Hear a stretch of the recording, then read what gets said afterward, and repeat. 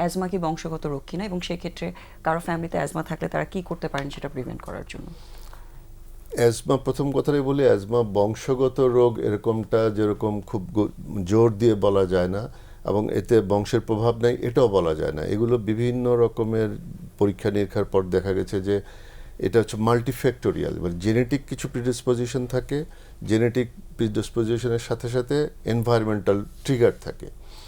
সবারই একই এনভায়রনমেন্টে সবারই অ্যাজমার অ্যাটাক হবে না, কিন্তু যাদের জেনেটিক প্রিডিসপোজিশন আছে, যাদের বংশ পরম্পরায় সেই জিনগুলো আছে, তাদেরটা হওয়ার সম্ভাবনা বেশি থাকে। কিন্তু একটা ফ্যামিলির সবাই কিন্তু অ্যাজমাটিক তার হয় মানে না। কিছুটা প্রভাব করলো এরকম না যে বংশগত থাকবেই। কিছু প্রভাব থাকে, জি। আর কিছুটা থাকে এনভায়রনমেন্টাল প্রভাব।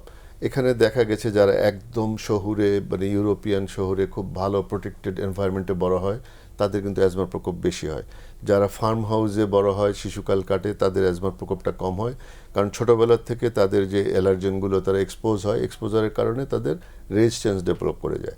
সো এটা এখনও ক্লিয়ার করে বলা যাবে না যে এটা পিওরলি আমার এনভায়রনমেন্টাল অর জেনেটিক। তবে এখানে দুটারই ইন্টারাকশন আছে, দুটোই, জেনেটিক্সও এখানে ইন্টারেক্ট করে, এনভায়রনমেন্টাল ফ্যাক্টরগুলো ইন্টারেক্ট করে। সো এখানে যারা, মানে যাদের বংশে অ্যাজমা আছে, তাদেরকে একটু বেশি অ্যালার্ট হতে হবে এই ইয়েগুলো জি। থেকে। আর স্যার, যারা অ্যালার্জি বা অ্যাটোপিতে ভুগছেন তাদের ভালো থাকার জন্য কি বলতে চান? অ্যালার্জি অ্যাটোপিক ইন্ডিভিজুয়ালদের আসলে সমস্যা হচ্ছে কি, যারা ওয়াইড রেঞ্জ অফ অ্যালার্জেন্স, অনেক অ্যালার্জেনের প্রতি তাদের হাইপার রিয়েক্টিভ থাকে। তো এখানে যদি আমি ট্রু সেন্সে বলি যে বেঁচে চলার জন্য এটা কিন্তু সবসময় সম্ভব হয় না।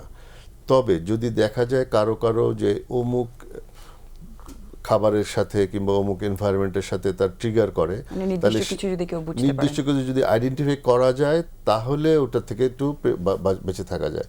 কেউ কেউ নোটিস করেন যে চিংড়ি মাছ খেলে তার হয়, কারো গরুর মাংসে হয়, কারো দেখা যায় উলেন কাপড়ে হয়।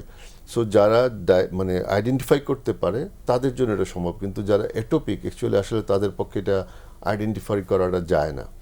আজকাল ওই যে প্রিক টেস্ট, স্কিন টেস্ট করে, অ্যালার্জেন চ্যালেঞ্জ করে, কিন্তু এগুলোর ফলাফল কিন্তু এখন পর্যন্ত তেমন একটা বলা যাবে না যে খুব একটা ইমপ্রুভ করেছে এগুলো, মানে অনেক বেশি স্যাটিসফ্যাক্টরি না। স্যাটিসফ্যাক্টরি মেইন না এগুলো। টার্গেটটা হচ্ছে যে ট্রিগারিং ফ্যাক্টরগুলো আছে সেগুলোকে প্রিভেন্ট করা। ট্রিগারিং যদি আইডেন্টিফাই করা যায়, কিন্তু এটোপিক ইন্ডিভিজুয়ালদের কিন্তু ট্রিগারিং সবসময় সবসময় সম্ভব আইডেন্টিফাই না। করা যায় না। জি। এখানে এটা সমস্যাদের বেশি।